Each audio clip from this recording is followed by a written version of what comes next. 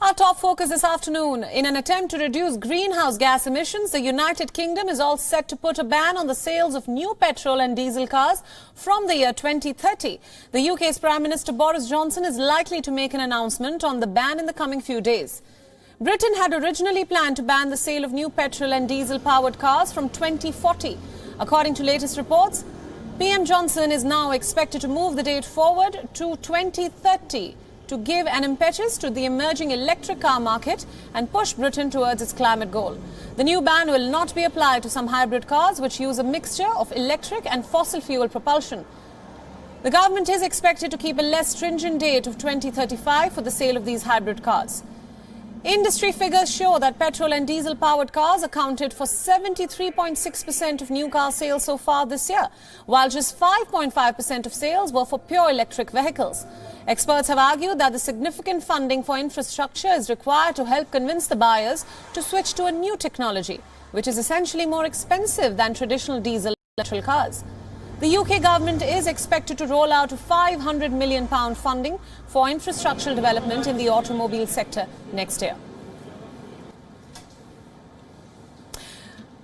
We are now being joined by writer and former BBC senior journalist Andrew Whitehead from London. Andrew, welcome and thanks for joining us. Now, this is a big announcement coming in from the United Kingdom. Media reports say that Prime Minister Boris Johnson will announce a ban on fossil fuel cars or their sales actually by the year 2030, which is 5 years ahead of the most recent target. So why this decision to move up the ban now?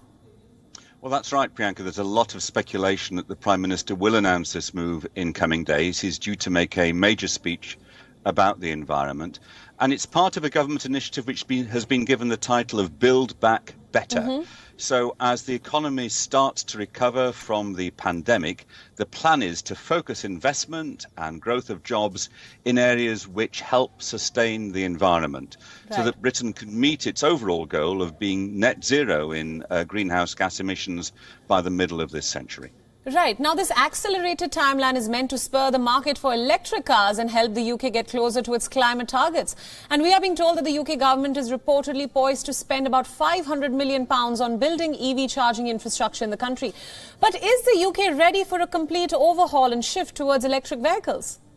Well, it's not at the moment, and the infrastructure isn't there. There aren't enough charging points, and the technology isn't quite there for those who make long distance journeys, but it's getting there. And I think the government hopes that a deadline of 10 years' time for all sales of new cars, so we're not talking about second-hand cars, but new cars being electric or hybrid by 2030 is something that will spur the industry on to promote greater technological advancement. And of course, as you say, the government is planning to spend a lot of money on the infrastructure. Now, whether that money is there, I don't know, because at the moment the government is committing a vast amount to various measures to protect jobs during the pandemic. And at some stage, there is going to be a spending crunch. But at the moment, the government's intention is to spend, as you say, £500 million on this new infrastructure for allowing electric vehicles to recharge more easily. Right. Now, Andrew, how is this early ban or a likely announcement of an early ban being perceived? Has the UK population as well as the auto sector reacted positively to the announcement, or the likely announcement rather? I think at the moment, people are fairly relaxed. I think there's a sense that 10 years away is still a fair bit of time. People will still be able to sell their second-hand petrol and diesel cars.